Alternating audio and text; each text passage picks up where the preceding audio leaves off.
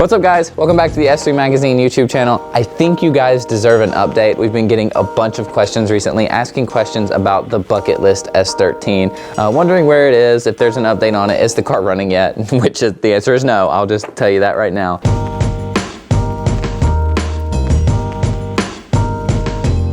Here's the gist of it. I went through a lot of life changes. I ended up moving from Alabama to Georgia to be here closer to S3, and the car is still in Alabama. I still own the car is perfectly fine where it is, and I still have been collecting parts for it. I got some parts underneath me right here. But basically I just wanted to get on here, answer some questions, and give you a little bit of an update. The last thing that you saw was that we picked up a red top SR20 DET swap from Enjuku Racing, but the catch was the engine had been sitting 10 years. Kind of the similar situation with the car itself. If you haven't seen the story behind the car, you should really go check it out.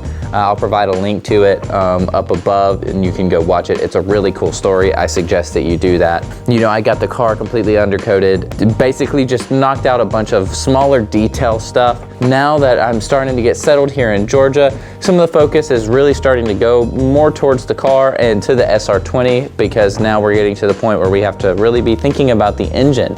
And it could be totally safe, perfectly fine, never have an issue with it, or we could put it in, go through all the effort to get this car running, and it blow a head gasket, and that's not what we want either. We want to have a nice foundation to build upon to really make this car nice, because S13s are becoming more desirable, not just as drift missiles, but as actual cars as drift tax takes over and these cars begin to rise in value. This isn't going to be like a bash car.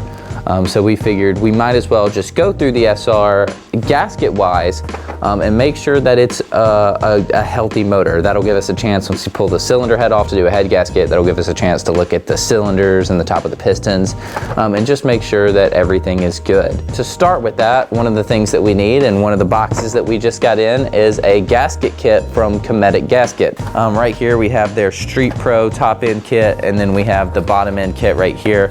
So their bottom end kit services, you know, your water pumps, your main seals. The top end kit has your basics from the valve cover to the head gasket and everything in between.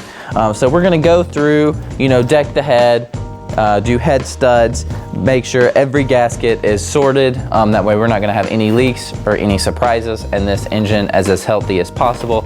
And then once we do that, we can really focus on the engine bay. We'll get a harness from Wiring Specialties, get that all dialed, and really try to get this car on the street. Hopefully, we will be bringing the car to Georgia here soon so that we can start investing more time into it. But as of right now, that's your update. The car still exists. I haven't sold it. I don't plan to ever sell it, just because of the deal that I have with the previous owner, and just because it's a unmolested S13, and for some reason I care about that car, so we're not giving up on it just yet. There's more to come. We have more parts stuffed in the corner that you guys don't know about yet, but we will get there. So don't give up on the car. If you want to find out more information about it, you can go ahead and click subscribe. We have a full playlist about every update up until this point, although not many. But yeah, that sums it up. So be sure to like, subscribe, leave a comment, ask any questions. I'll try to answer them. But until then, we will see you guys next time. Peace out.